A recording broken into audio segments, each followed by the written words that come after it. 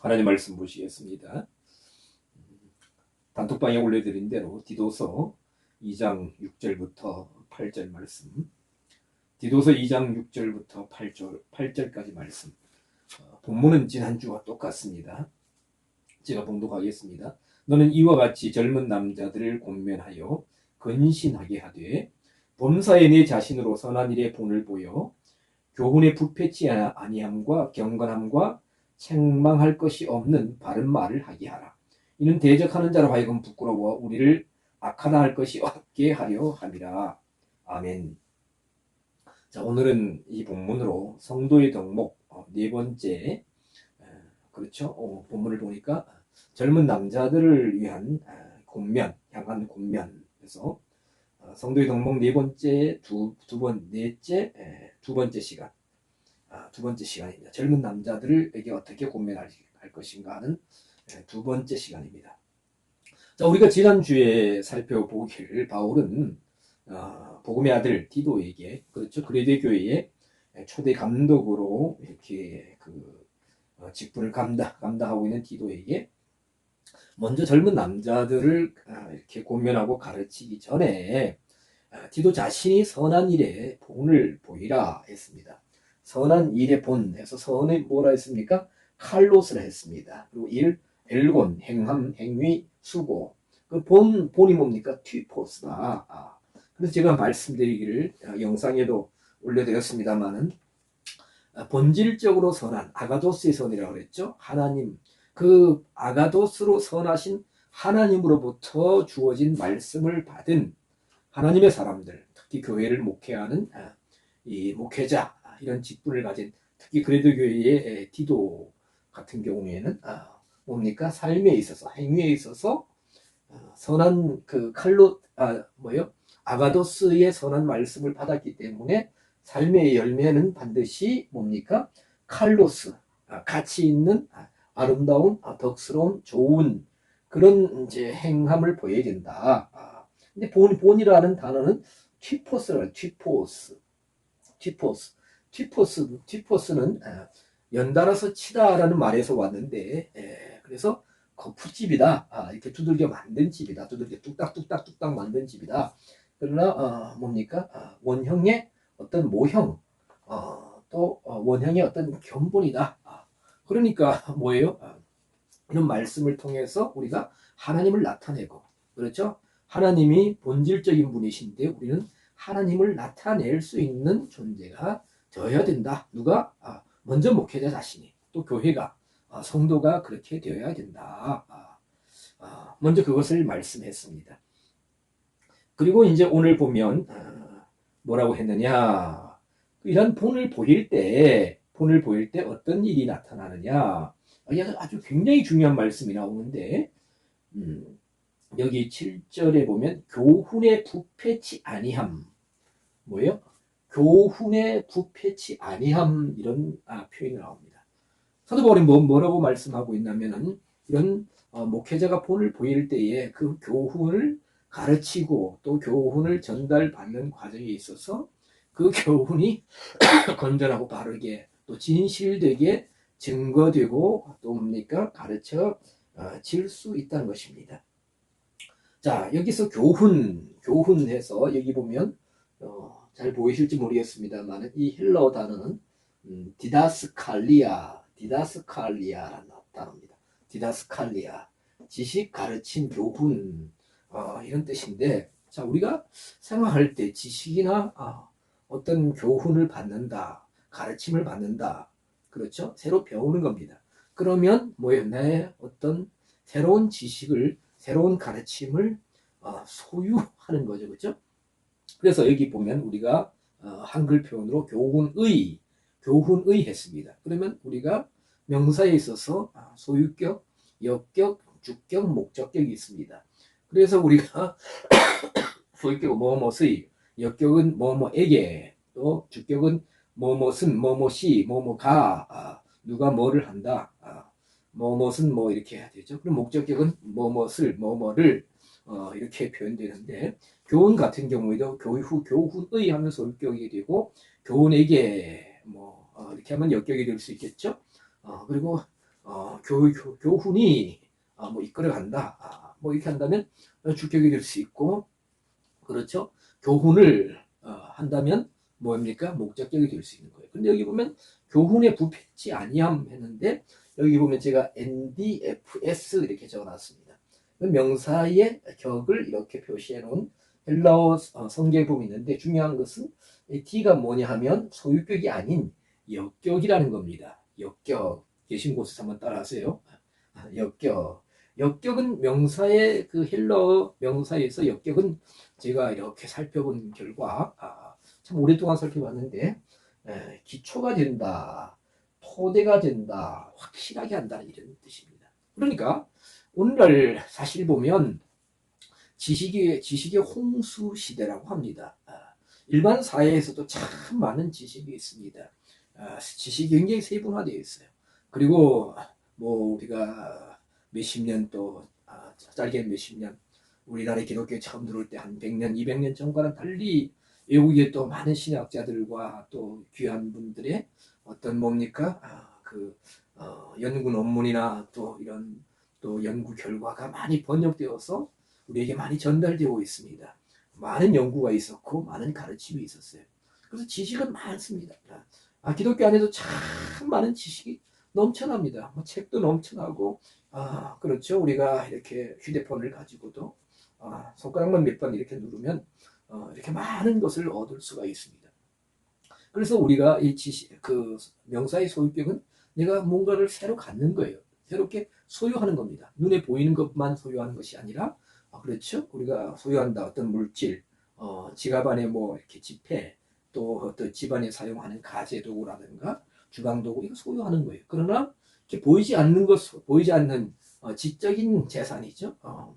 그렇죠. 학식을 소유하고 성경 지식을 소유하고 하나님 말씀을 깊게 알아가는 하나님 말씀에 대한 것을 새롭게 아는 것을 소유하는 거예요. 근데 이 소유는 참 많이 소유하고 있습니다. 그러나 중요한 것은 우리가 이런 지식이 이런 신앙의 가르침 여기 디다스칼리아를 했는데 이런 것을 우리가 소유하기 이전에 보면 뭐예요? 우리 머릿속에는 또 이미 뭐예요? 머리가 좀 용량이 한계가 있지만 여러 가지를 소유하고 있어요. 그렇죠? 여러 가지를 소유하고 있습니다. 성경에 관한 것도 하나님 말씀에 관한 것도 신학적인 것도 어떤 신학의 또 신학적인 것을 뒷받침해 줄 수 있는 여러 가지 또 지식도 소유하고 있습니다. 그런 지식에다가 다른 것을 계속해서 가미하는 거예요. 더하고 더한다. 근데 사도 바울은 디도에게 뭐예요? 이런 하나님의 말씀에 관한 이런 바른 교훈, 디다스칼리아를 그렇죠? 사도 바울 당시에는 뭐 그리스 철학이 아주 많은 말이 전파되고 있었고 많이 보급되고 있었죠. 그렇죠? 철학 그렇죠? 여러 가지 또 웅변술이라든가 수사학이라든가 말을 아름답게 한다든가 아니면 구약의 율법에 관한 지식이라든가 많은 것이 있었어요. 그런데 그것을 토대로 삼지 말고 기초로 삼지 말고 오직 진리의 하나님의 말씀, 바른 말씀만을 기초로 삼고 토대로 삼으라는 것입니다. 제가 지난주에도 말씀드린 것 같은데 우리가 가령 어떤 집을 건축한다. 그렇죠. 집 건축하는 분, 집을 새로 짓는 분들이 많습니다. 제가 가끔 다른 동네 몇 년 만에 한번 가보면 여기 집이 없었는데 집이 있다. 그러면 이제 어느 분이 땅을 매입하고 이렇게 그 기초 작업을 하고 토목 작업이 나나요. 그리고 이렇게 뭐예요? 해서 기초를 쌓아주고 이제 집을 짓죠. 멋있게 지어진 집들을 봅니다. 어떤 데는 조금 부러울 때도 있어요. 부러울 때도 있는데 우리가 하나님의 사람들이 그들보다 더 나은 것을 많이 가지고 있기 때문에 한번 조금 부러워야지 많이 부러워하면 안 됩니다. 그러면 집을 짓습니다. 그러면 어떤 건축 자재를 쓰겠다. 어떤 공법을 쓰겠다. 그래서 그것을 기초로 하면 그것을 밀고 나가 다른 것은 이렇게 다 배제하는 거죠. 그래서 그렇게 기초를 삼아가지고 이렇게 집을 건축해 나가는 거예요. 사도 바울이 말한 역격도 바로 성경에 말씀한 역격도 바로 그것입니다. 그래서 어떤 분들은 가령 하나님 일을 하면서 예수님 당시 어떤 사람들은 그리스 철학을 토대로 가지고 있었고, 그렇죠. 서기관들과 바리새인들 율법사들이나 이런 분들은 율법을 기초로 토대로 가지고 있었고, 예수님의 제자들과 사도들은 뭐예요? 예수님이 재해석해 주신 구약의 의미를 정확하게 해석해서 바르게 가르쳐 주신 진리의 복음을 이 예수 그리스도를 통해서 성취되고 완성된 복음을 기초로 토대로 하고 있다는 겁니다. 그러니까 우리도 똑같습니다. 우리가 말씀을 아멘으로 받습니다. 받고 참 은혜를 받고 감동을 받고 기쁘고 하는 것은 뭐냐 하면 소유격이 내가 소유하는 거예요. 물론 이것이 귀합니다. 그러나 이제 소유하는 데서 그치지 않고 이것을 토대로 삼아서 이 토대 위에 우리가 믿음을 건축해 나가고 또 하나님의 뜻을 순종할 수 있는 이 말씀에 의해서 우리가 이루어 나가고 우리가 새롭게 되어 가야 되는 거예요. 이것이 기초가 되고 토대가 된다는 것입니다. 역격이 굉장히 중요해요. 역격은 영어로 보면 참 영어로 그 대문자로 D로 표시되는데 영어로 데이티브라는 겁니다.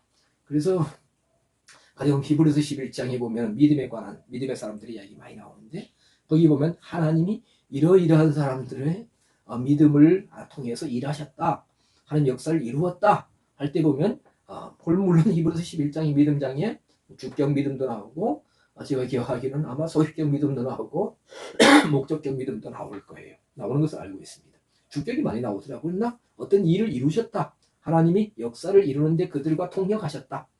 그렇죠. 아무리 믿음의 사람들이 무슨 역사를 이루려 해도 하나님이 동력하지 아니하시면 이룰 수가 없지 않습니까?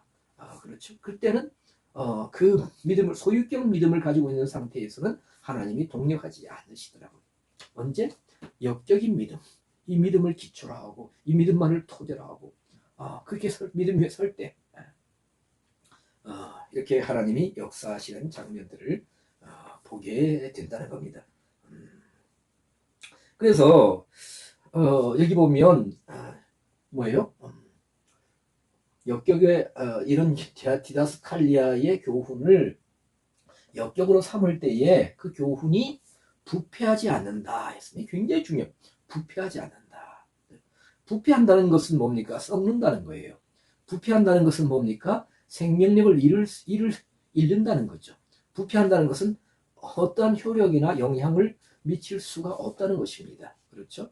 아무리 좋은 것이라도 썩으면 어찌해야 됩니까? 가치를 상실하게 되고, 그렇죠?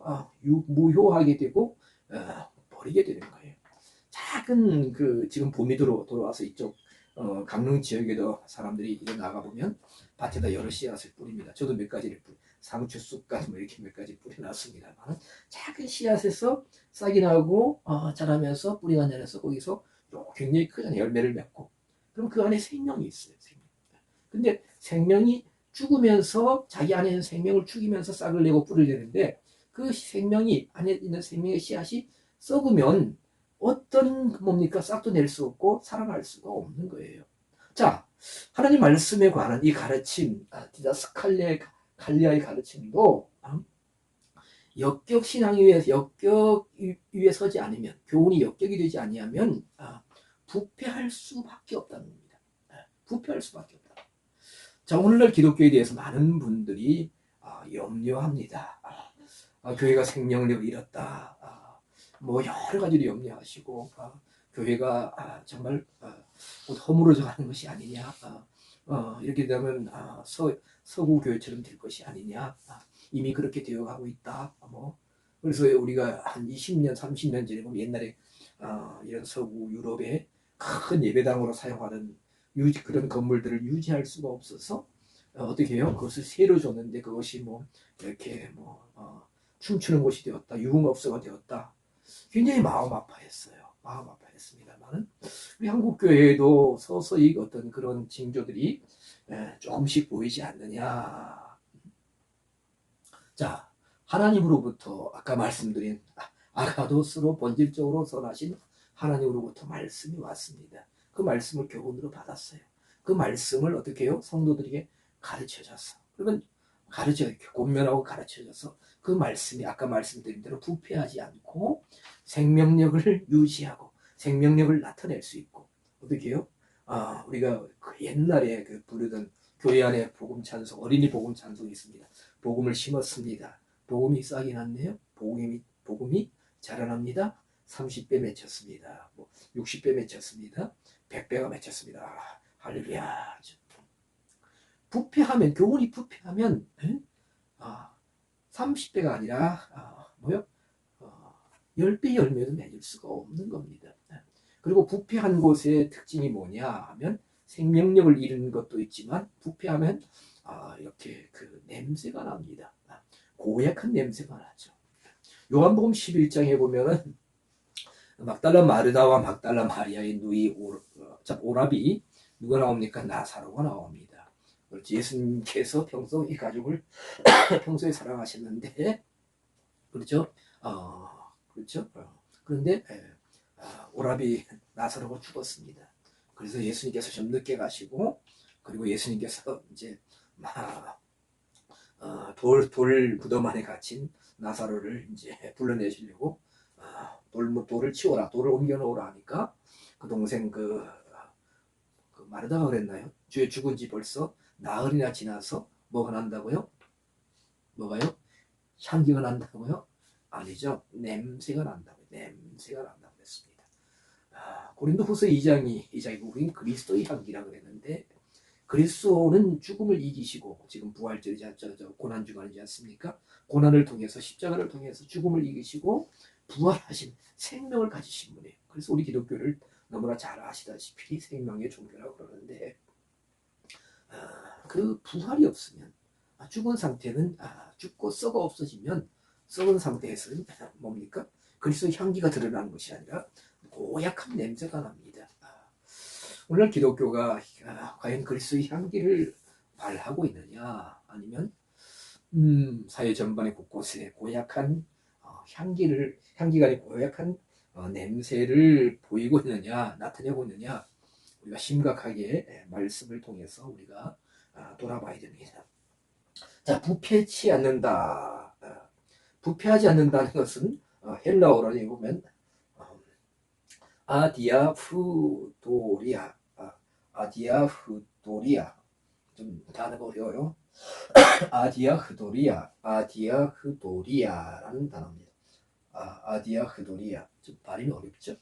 근데 이 단어는 뭐냐면 해가지고 헬라어 알파벳 첫 번째 알파벳 알파 더하기 디아흐데이로의 두 단어의 합성어입니다.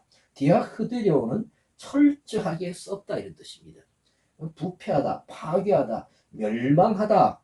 근데 라는 그 헬라어 알파벳 가운데 첫 번째 알파벳 뭐요? 알파가 이렇게 알파 합성하면 이게 부정적 불변사입니다. 그러니까 철저하게 부패하지 않는다, 철저하게 썩지 않는다. 뭐예요? 멸망하지 않는다, 파괴되지 않는다 이거예요. 부패하지 않는다. 그래서 이 아디아흐도리아라는 단어는 부패하지 않는다 이런 뜻도 있고 순수하다, 완전 무결하다. 신약 성경에서 이 단어도 여기 디도서 2장 7절 딱 한 번 사용되었습니다. 자, 다시 말씀을 드립니다. 하나님으로부터 주어진 진리의 말씀.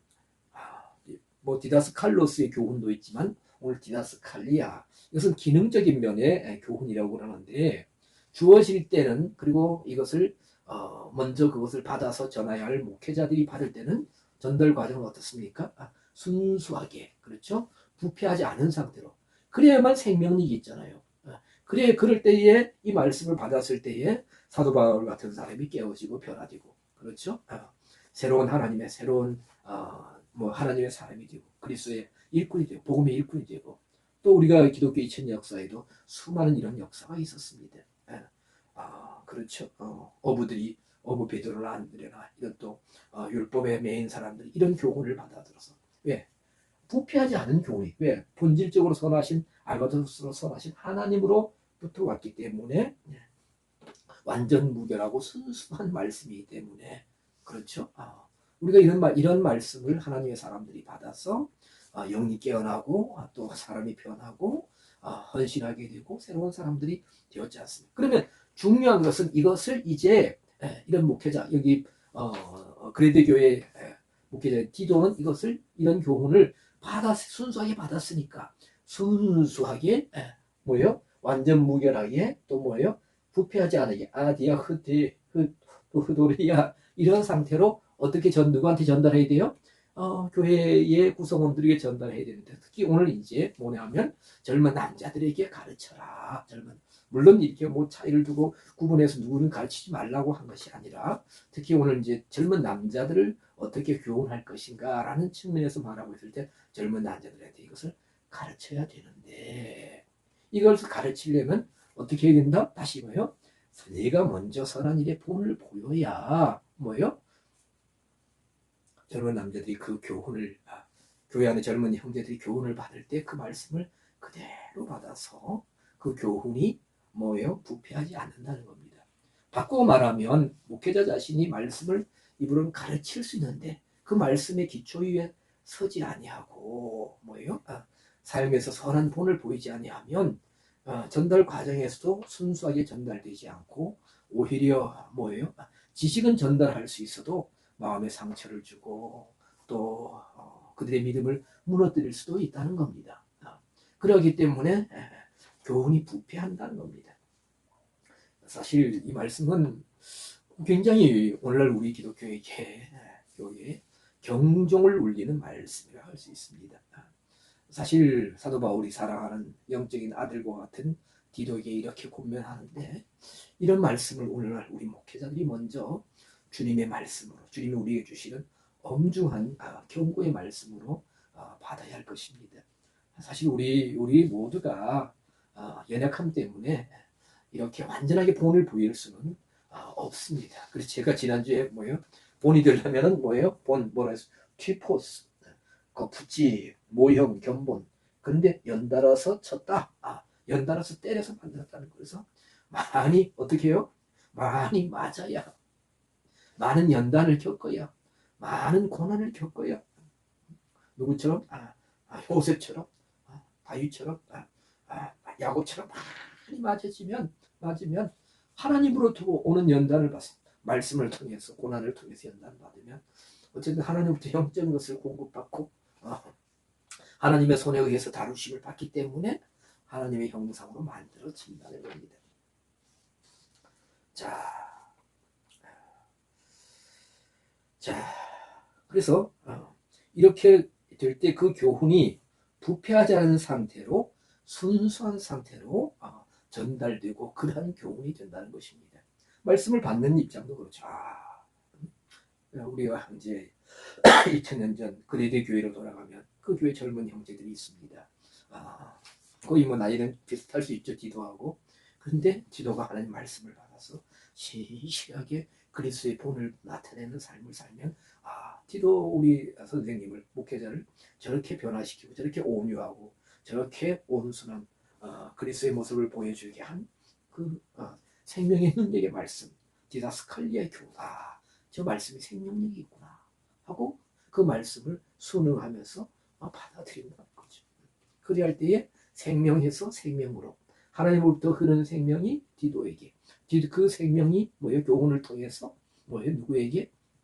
젊은 형제들에게 교회 안에 젊은 남자들에게 전달되는 생명이 전달되는 그리스도의 생명이 전달되고 흐르는 그리고 생명 안에서 같이 자라는 역사가 있다는 것입니다. 가령 우리나라에 만약에 많은 법관들이 있습니다. 근데 뭐 저는 잘 모르지만 법관들이 법을 안 지키고 그리고 우리가 나라도 민주주의이기 때문에 삼권 분립 그렇죠. 행정, 입법, 사법입니다. 그럼 입법기관이 뭐냐? 바로 국회죠. 국회에서 법을 발의하고 국회에서 법을 이렇게 발의해서 만들어 나가는데 그런 법관들이나 국회의원들이 법을 지키지 않고 위법하면 어떻게 돼요? 여러 가지 현상들이 있지 않습니까? 법에 대해서 사람들이 무시하고 경시하고 인정하지 않게 되는 것과 마치 똑같은 비유하자면 그러한 원리가 아닐까 그렇게 생각됩니다. 그래서 오늘 말씀을 통해서 목회자들이 먼저 말씀 교훈의 본을 나타내지 않는다. 아무리 많은 일, 어떤 큰 성과를 이루었다 할지라도 진리의 말씀, 여기 디다스칼리아의 교훈을 부패하게 하는 것이다. 부패하게 하는 것이다. 그러면 목회자들은 말씀을 받아서 순수하게 전달되어야 되는데 나를 통해서 순수하고 깨끗한 진리의 말씀이 오염되고 부패되어서 다른 사람들에게 전달되어서 오히려 그들의 영을 죽이고 그들의 생명을 잘하지 못하게 한다면 하나님의 일을 회방하는 것입니다. 아무리 많은 일을 한다 할지라도 영적으로 보면 하나님의 일을 회방하는 것이고 또 하나님의 대적자가 되는 것입니다. 자, 이래 할 때에 교훈의 부패치 아니함, 굉장히 중요한 표현을 우리가 보았습니다만은 그래 할 때에 이제 여기 보면 7절에 경건함이었습니다. 경건하다. 그래 할 때 그 가르침을 받은 젊은 남자들이 어떻게 해요? 경건하다, 셈노테스 해가지고 성실하다 인정을 받는, 진지하다, 존경할 만한 이런 뜻입니다. 셈노테스. 우리가 경건하다는 단어가 신약에 몇 개 있는데 여기는 셈노테스입니다. 존경할 만하다, 성실하다, 진지합니다. 이 시대에는 뭐 우리가 지위가 높이 올라가고 뭐 많은 것을 뭐 이런 동그란 것을 많이 가져야 존경하고 인정받느냐 아닙니다. 교회 안에서는 말씀 위에 받았을 때에 경건하다, 셈노테스다. 그래서 성도는 오직 하나님의 복음, 진리의 말씀만을 참되게 배우고 바르게 따르고 지킬 때 세상으로부터 존경받고 성실함으로 인정받고 진지함으로 인정받을 수가 있습니다. 오늘 이 시대의 교회의 모습에서 우리가 이 말씀을 통해서 우리가 좀 거울로 삼아서 우리가 찔림 받아야 할 것입니다. 성도뿐만 아니라 이 시대에도 이 시대에도 주님은 진정 주 예수 그리스도를 닮아가는 목회자 성도를 찾고 계십니다. 그래서 교회다운 교회, 목회자다운 목회자, 성도다운 성도가 되어가야 할 것입니다. 8절에 보면 이렇게 될 때 책망할 것이 없는 바른 말을 하게 하라. 책망할 것이 없는, 세상으로부터 비난받을 수 없는 바른 말을 하게 되는 것입니다. 성도들이 어떤 말을 하더라도 삶의 세상 어떤 관계성 속에서 현장에서 부딪혀도 이런 말씀 위에 서면 세상으로부터 비난받을 수 없는, 책망받을 수 없는 바른 말을 하게 되고 그 말이 공의가 있게 된다는 것입니다. 자, 그리고 보면 이게 보면 이렇게 될 때 이는 대적하는 자로 하여금 부끄러워 우리를 악하다 할 것이 없게 하려 함이라.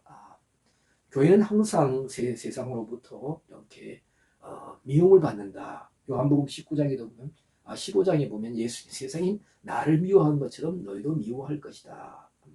너희가 세상에 속하였으면 세상이 너희를 미워하지 않는데 너희가 나에게 속했기 때문에 세상에서 미워할 것이다. 이런 말씀을 했습니다. 그렇습니다. 우리가 진정 예수님께 속하면 때로는 세상으로부터 우리가 미움받을 수 있고 비난받을 수 있지만 우리가 삶의 현장에 있어서는 아까 말씀드린 교훈의 부패치함과 경건함과 양으로 나타날 때는 우리의 말하는 행위가 그리고 우리의 모든 삶이 세상으로부터 뭐예요? 우리가 위협할 일도 없고 그들에게 해를 끼칠 수도 없고 말씀에서 벗어날 수 없고 불경을 할 수도 없고 부도덕할 수 없기 때문에 뭡니까? 뭐예요? 우리를 악하다고 비난받을 일이 없다라고 사도 바울은 말합니다. 자, 그럴 때에 말씀 마치 성도들이 어떠한 자리, 어떤 환경에, 어떤 조건에서라도 정말 하나님의 영광을 나타낼 수가 있게 됩니다. 세상으로부터 비난을 받지 않게 됩니다.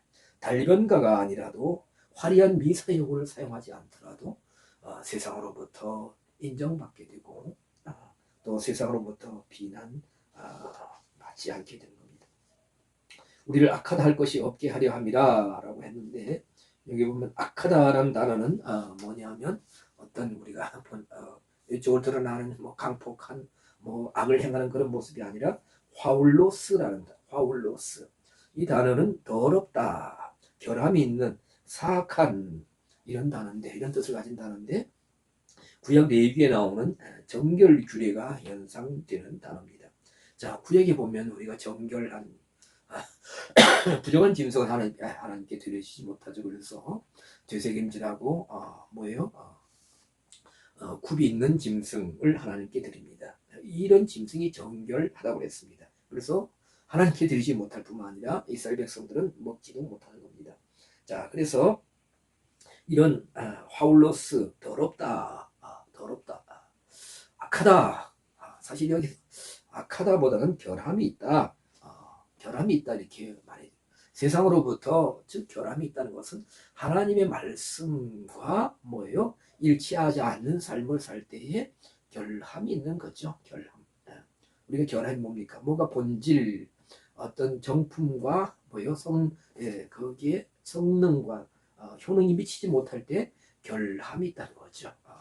물론 우리는 완전하신 하나님에 비해서 우리는 완전 100% 완전할 수는 없습니다. 우리는 결함투성입니다. 그 부분을 뭘로 채워가느냐, 믿고 가느냐, 하나님의 말씀 안에서 말씀을 따라 행할 때에 우리의 결함이 채워지고 보충되고 또 뭡니까? 하나님을 닮아가는 모습으로 세상에 나타나는데 오늘 말씀드린 대로 이런 교훈의 부패함, 이렇게 말씀을 따르지 않고 그리할 때에 우리는 세상으로부터 악하다, 결함이 있다, 더럽다, 영적으로 이렇게 비난받을 수가 있지만 그러하지 않으려면은 오늘 말씀드린 대로 뭡니까?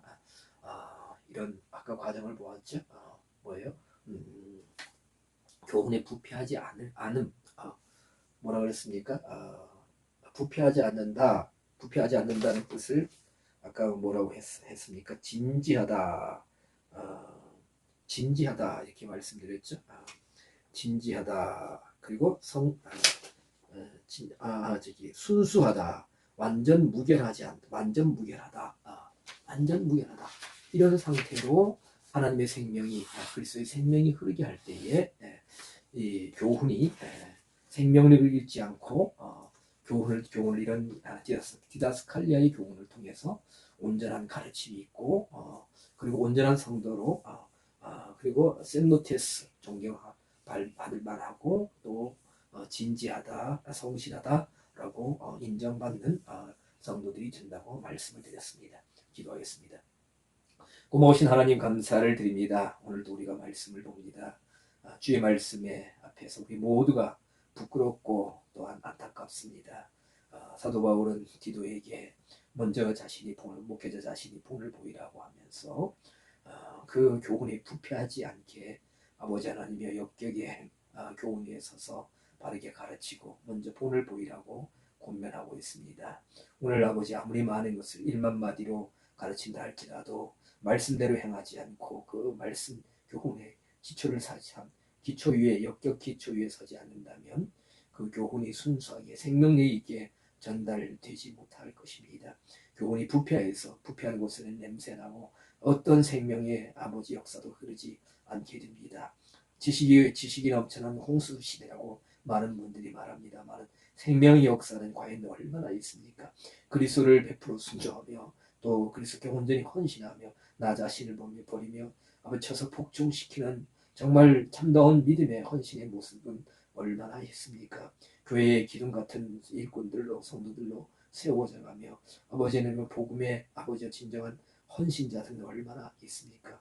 그리스도의 향기를 나타내는 또 아버지 세상에서 아버지 하나님의 세상에서 빛과 소금의 역할을 감당하는 참된 성도는 얼마나 있습니까? 주님이 애타게 찾으실 겁니다.